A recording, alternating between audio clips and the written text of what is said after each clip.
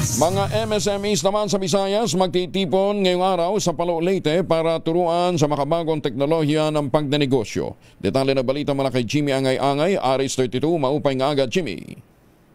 Magtitipon ngayon ang mga maliliit na mga negosyante mula sa Cebu, Western Visayas at Eastern Visayas sa lalawigan ng Leyte para maturuan ang makabagong mga teknolohiya. Ito ang sinabi ni DTI Regional Information Officer Antia IV Borbon Anchita.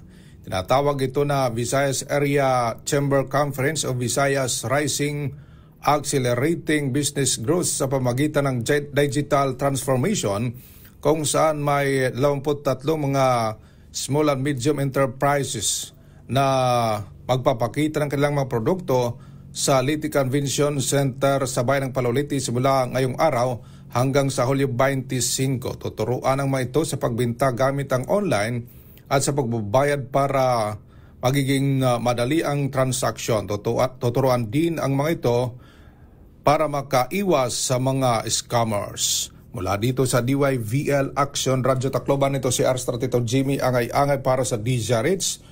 Una sa Pilipinas, una sa Pilipino. Daghang salamat, Jimmy.